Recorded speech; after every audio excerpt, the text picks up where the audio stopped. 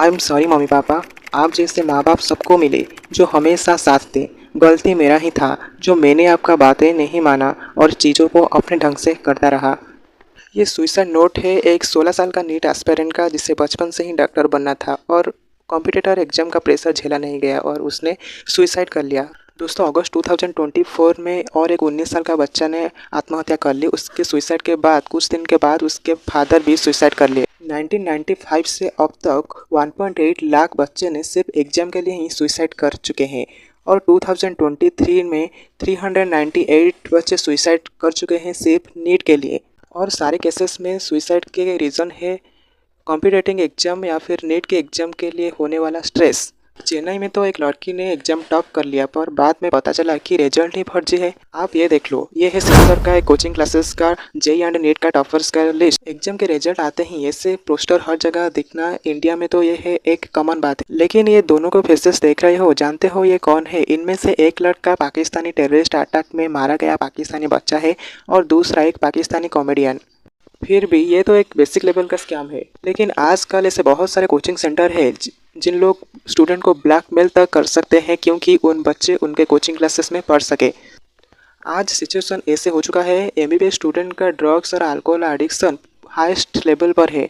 हाल ही में सीबीआई ने एक स्टेटमेंट दिया था कि नीट एग्जाम इंडिया में एक बहुत बड़ा स्कैम है। इनफैक्ट गवर्नमेंट के एक रिपोर्ट ने बताया था कि नीट में जुड़े एक बड़ा डिसएडवांटेज है जो बच्चों को नहीं बताया जाता। नाउ ये सब समझने के लिए एक सिंपल क्वेश्चन से शुरुआत करते हैं। नीट क्या है? NEET is a national eligibility cum entrance test. ये बात एक एंट्रेंस एग्जाम है जिसमें सिर्फ पास पे आपको मेडिकल कॉलेजेस में एडमिशन मिलता है। नीट में 720 मार्क्स के लिए 200 एमसीक्यू होता है including physics, chemistry and biology and इसमें से स्टूडेंट को 180 क्वेश्चन का आंसर करना पड़ता है। एक क्वेश्चन का सही होने पर 4 मार्क्स एंड रॉन्ग होने पर नेगेटिव मार्क्स का भी सिस्टम रहता है। फिर भी सुनने में काफ़ी सिंपल लगता होगा ना, which is actually not. India में करीब 25 लाख स्टूडेंट एग्जाम देते हैं पर उसमें से सिर्फ 1 और 2% ही बच्चे ही सिलेक्ट हो पाते हैं। मतलब 100 स्टूडेंट से सिर्फ 1 और 2 स्टूडेंट का ही सिलेक्शन होता है। एंड नीट क्लियर करना स्टूडेंट का डॉक्टर बनने का सिर्फ पहला ही स्टेप होता है। अगर 18 साल में भी नीट क्लियर हो जाता है तो एक टॉप डॉक्टर बनने के लिए और 12 साल एक्स्ट्रा लग जाता है। एमबीबीएस डिग्री पाके एक नॉर्मल डॉक्टर बनने में 5 साल लग जाएंगे। नीट पीजी क्लियर करके 3 ईयर का पोस्ट ग्रेजुएट होगा, एमडी एमएस के डिग्री मिलेंगे, मतलब स्पेशल डॉक्टर बनेंगे। फिर जाके नीट एसएस क्लियर करके डीएम एमसीएच डिग्री मिलते हैं, यानी कि सुपर स्पेशलिस्ट डॉक्टर बनते हैं। स्पेशली ये सारे डिग्री लेते लेते एज 30+ तो हो ही जाता है। ये सब ये कंडीशन में मुमकिन हो पाएगा अगर आपका नीट एंड सभी एग्जाम फर्स्ट अटेम्प्ट में ही क्लियर होगा। अगर फेल हुए 1 साल का भी गैप ईयर आया तो ये साइकिल और लंबा होगा। इसमें एंट्री होती है कोचिंग क्लासेस की। अनफॉर्चुनेटली ज़्यादा कोचिंग में स्कैम ही होता है। अब स्टूडेंट के साथ किस प्रकार का स्कैम होगा? फर्स्ट स्कैम है पेपर लीक, जो 2024 में हुआ बिहार एंड उत्तर प्रदेश में। 2021 में एक बहुत बड़ा स्कैम पकड़ा गया पेपर लीक का, जिसमें एक मेडिकल ऑफिसर भी शामिल था। यानी कि जिस स्टूडेंट उस ऑफिसर को 35 लाख पेमेंट करेगा वो उसे क्वेश्चन पेपर देगा। एग्जाम शुरू होने के आधा घंटा पहले ही सभी आंसर व्हाट्सएप पर, इंस्टाग्राम पर, सोशल मीडिया पर शेयर किया गया। पर लीक कर दिया तो और किसी ने इंस्टाग्राम पर ऐसे ही सारे आंसर की सारे क्वेश्चन पूरा देश में घूमता रहा। आजकल तो इंडिया में डमी रिजल्ट्स भी सामने आ रहा है। एजुकेशन मिनिस्टर को सिर्फ 1 साल में ऐसे 30 कंप्लेंट्स आ चुके हैं डमी रिजल्ट्स के बारे में। दूसरा सबसे बड़ा स्कैम है डमी कैंडिडेट्स।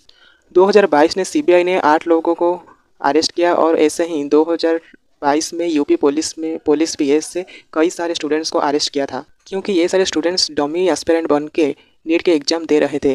बेसिकली यहाँ पर एक पूरा एक नेक्सस चल रहा था।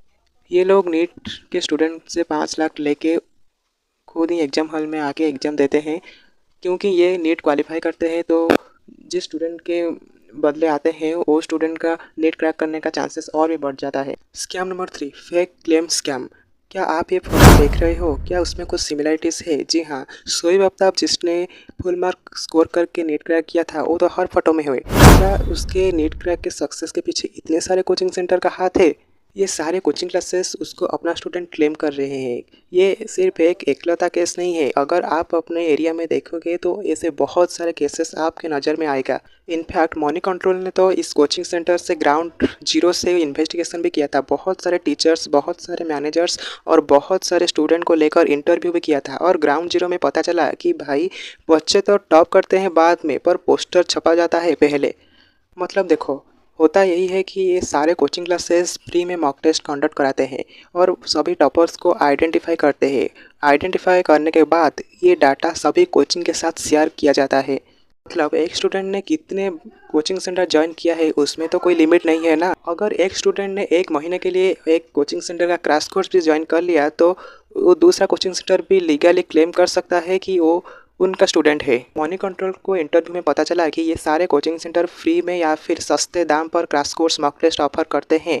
अगर बच्चों ने उनके क्रैश कोर्स और मॉक टेस्ट एक बार भी दिया है तो वो उनके बैनर पर क्लेम कर सके कि वो उनका ही स्टूडेंट है। अगर ये ट्रिक काम नहीं किया तो कोचिंग सेंटर ने मोटे अंक का पैसा स्टूडेंट को ऑफर करते हैं ताकि वो स्टूडेंट सिर्फ उनके कोचिंग में एनरोल कर सके।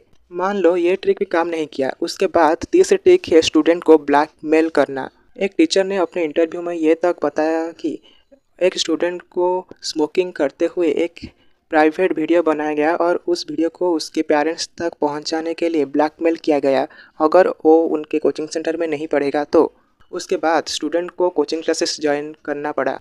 कैसे भी करके ये स्टूडेंट से परमिशन ले लेते हैं। अगर ये काम नहीं किया तो उनको ब्लैकमेल तक करते हैं कि सिर्फ बैनर में उनका फेस यूज कर सके। ये इंडस्ट्री का नेक्स्ट प्रॉब्लम है डमी स्कूल्स या फिर फेक स्कूल्स। एक एडवोकेट हरजीत बड़ी ने छत्तीसगढ़ अथॉरिटीज़ को विथ प्रूफ एक कंप्लेंट डाला था अगेंस्ट बहुत सारे कोचिंग क्लासेस की कि ये फेक कोचिंग क्लासेस छत्तीसगढ़ में चला रहे हैं। बेसिकली ये कोचिंग क्लासेस और स्कूल के बीच में एक टाई अप होता है जिसमें बच्चे स्कूल के टाइम पर कोचिंग क्लासेस में पढ़ाई करते हैं, फिर भी स्कूल उनके अटेंडेंस को 100% लगा देती है। अगर स्टूडेंट इंटरनल में अपीयर्स भी नहीं कर पाते हैं उनको अच्छे मार्क्स तब भी मिल जाता है। ऑफकोर्स दोनों ही पार्टी वो बच्चे से पैसा लेके बांट चुके होते हैं। फाइनली प्रॉब्लम या फिर आप स्कैम भी बोल सकते हैं ये है कि कोर्स लोन स्कैम।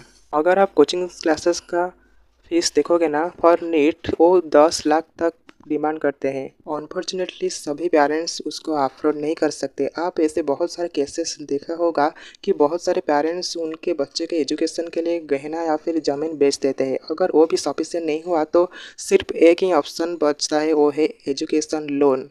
अनफॉर्चुनेटली इसमें भी बहुत सारे स्कैम ही होता है।